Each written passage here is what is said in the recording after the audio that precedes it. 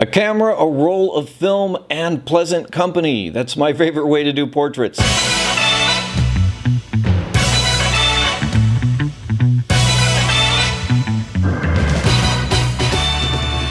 I even said so in a recent Facebook update where I posted a picture from the shoot that I'm going to discuss today. Now, over the weekend, I met up with Abigail to do a quick set of portraits in and around her neighborhood. I used 2 rolls of film, Portra 400, that's color negative film, and HP5 Plus, which is black and white film.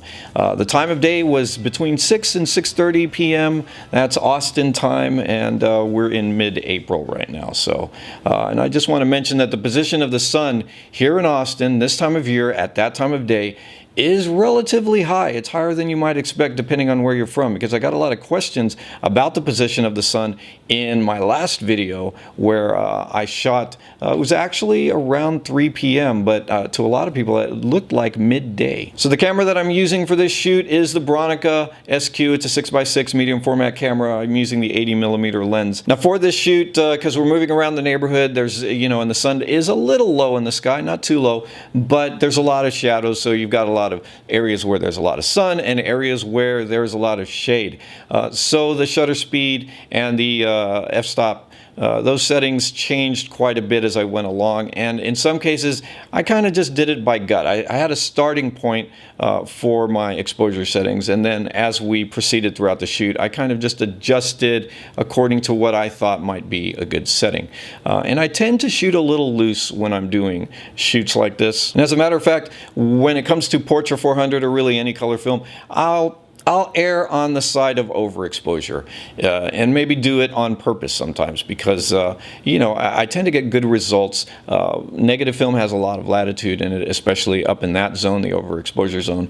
And, actually I was curious to see if anyone else shot that way. And I came across a video, doing a search here on YouTube, I came across a video by Kyle McDougall.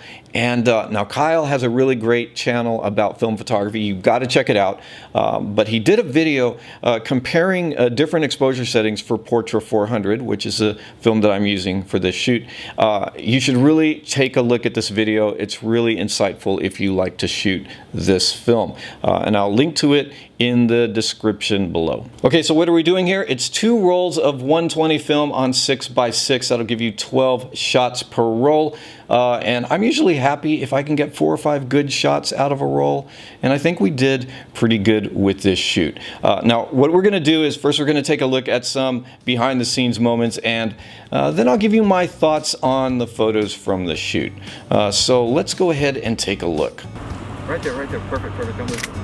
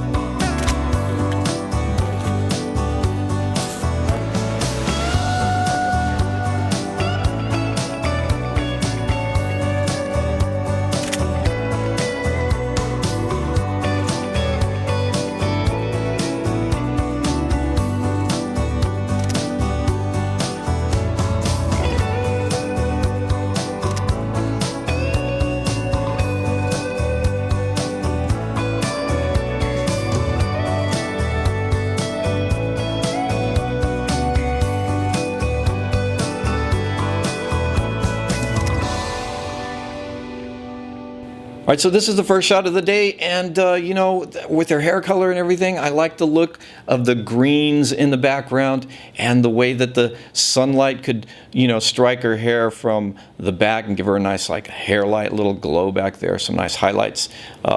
And I really like the way this looked. Now, one thing I was thinking is that, you know, I do like the way that this house looks here in the background, this tree and everything, but, you know, we could just crop it just a little bit. Let's see, what if we did something like this? I mean, that's a nice crop, I think. But for now, I'm just going to go ahead and set it back. All right, here's our second shot. Now, this one, I think it's okay, but I don't know. It just feels a little awkward to me, and, you know, for whatever reason. And so it's not one of my favorites. Now we have this one here, and this is interesting in that I asked her to adjust her bobby pin because it was coming a little loose. And the only problem with this shot, I like a lot of things about it, especially the colors. That Portra 400, just incredible colors. I love the way this looks, except for, unfortunately, it's just really out of focus right here. You can see that her hair's in focus here, but it's out of focus on her face, and that just bothers me a little bit. And you know, at this point, we're in an alley, right? So there's a lot of, it's just darker down there. So I opened up the aperture a little bit to, you know, to make up for that. But, you know, you're dealing with a very shallow depth of field at this point when you're just using such wide apertures, and so that's what happened there. What can I say? I'm going to misfocus sometimes. We're going to go on to the next one. This is kind of neat, kind of dramatic, kind of a classic look to it. I like it. There was this rose bush that kind of extended into the alley. She leaned over to the rose, and then there was just a bit of distance. I asked her to get a little closer, and that's what we did. And just to show you right here, you see how this area is in really sharp focus, and we start losing focus right around here. We're getting a little close to losing focus on the eye, and then definitely right here. So we're dealing with a very thin depth of field there, very shallow, but that's a nice one. So now we're using the lines of the alley here. You can see we're going this way. I like using those lines, and just using the space here.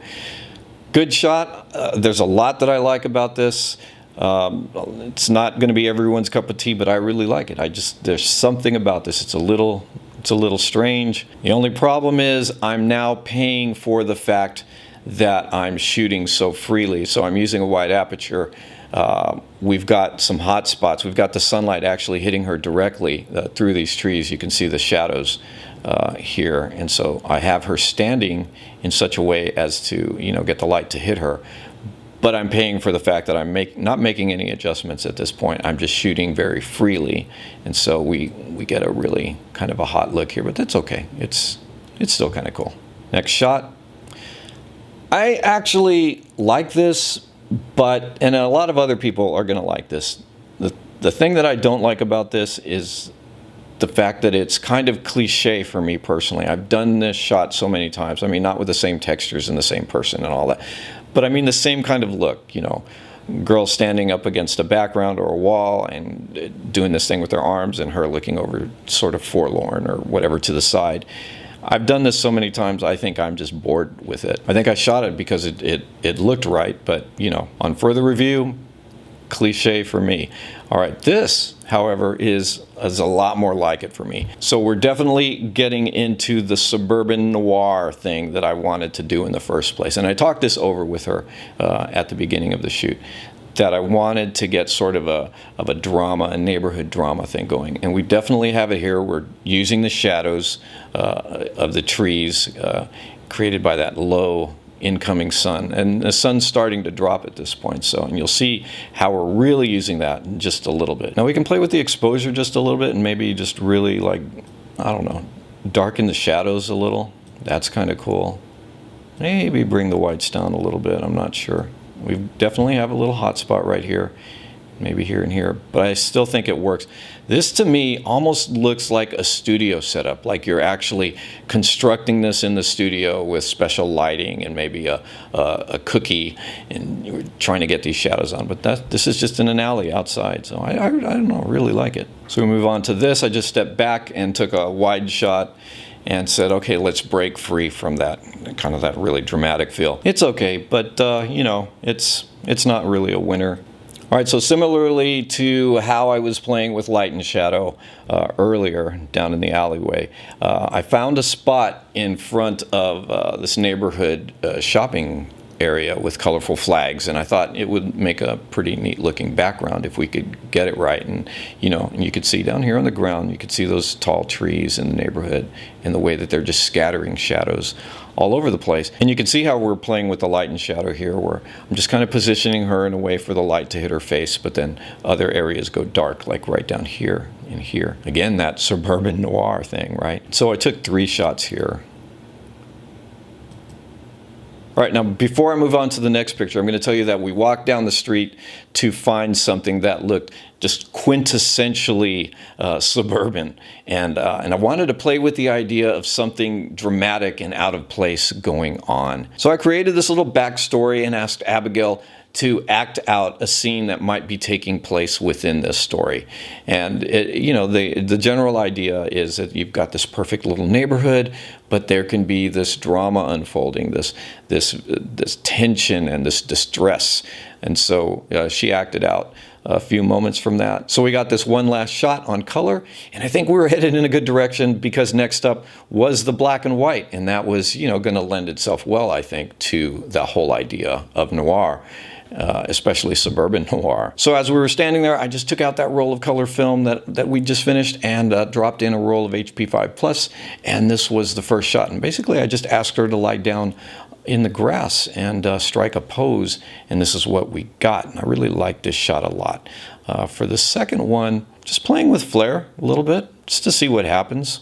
I kind of like it in some ways, and in other ways it's really not that impressive. It just kind of depends on the mood I'm in, I guess, with some pictures. Now I wanted to make sure that we got some shots with the same idea as that last shot on the color roll. That whole idea of, this house with a white picket fence, but somebody comes out and they're distressed, maybe looking down the street. There's just a million things you can come up with to get a storyline going, and for these really cool little scenes to play themselves out with somebody who's willing to do it, like Abigail was.